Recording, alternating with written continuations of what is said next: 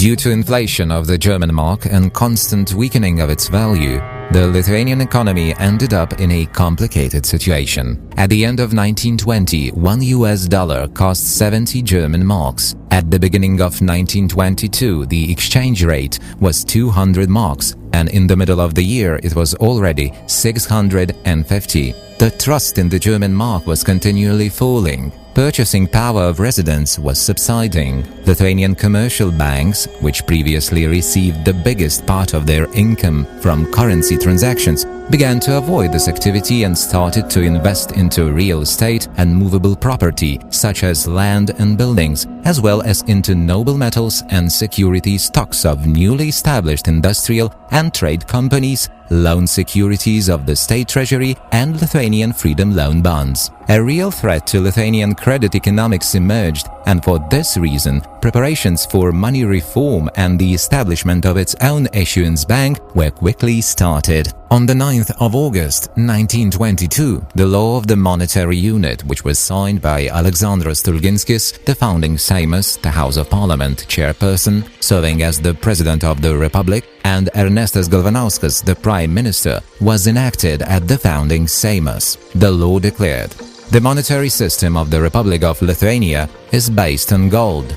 The litas is a monetary unit. 1 litas has 0.150462 grams of pure gold. The litas is made up of 100 cents." After 2 days, the founding Seimas also enacted the law on the Bank of Lithuania. The bank established according to this law is called the Bank of Lithuania.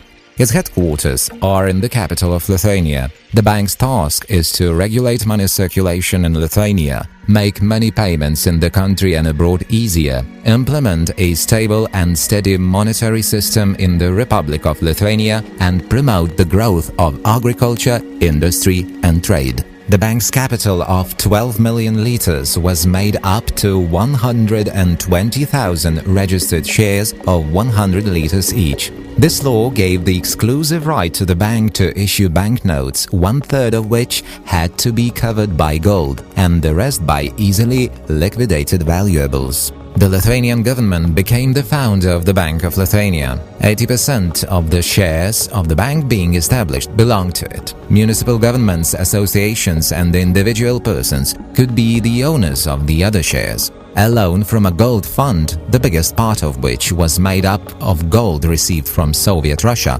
in golden coins according to the peace treaty of the 12th of July 1920, as a compensation for losses suffered during the war, was used for the foundation of the bank. A founding assembly of shareholders took place on 27th of September 1922. Pijus Grajauskas, Julius Kaupas, Juozas Paknys and Adomas Prūsas were chosen to be directors of the board. The next day, the President of the Republic signed the following law.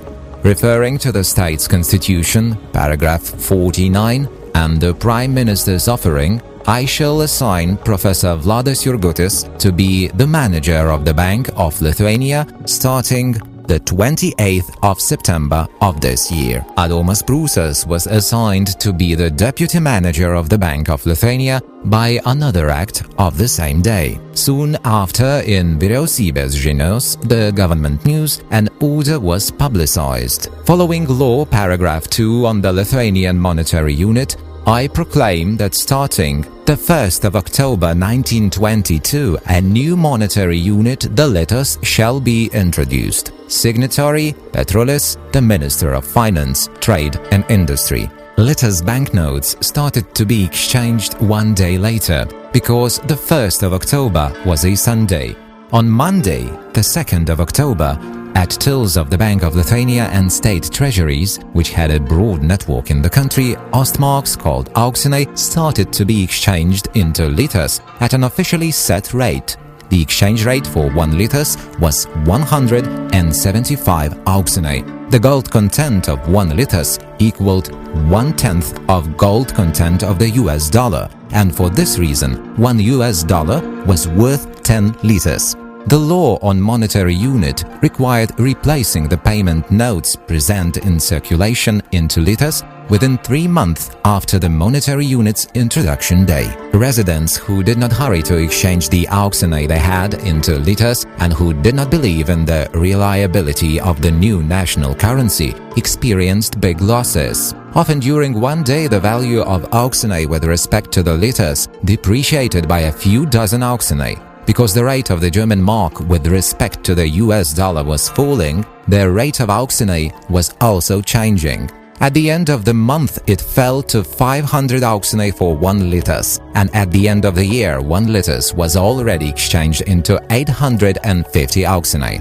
The Bank of Lithuania, in attempt to increase trust in new currency, passed a decree to not put into circulation a single litas that was not 100% covered by gold and foreign currency reserve. This decree was strictly followed, and sometimes banknote coverage only by gold made up more than 120%. Implementing the money reform at banks, other credit establishments, and government institutions was a tremendous job.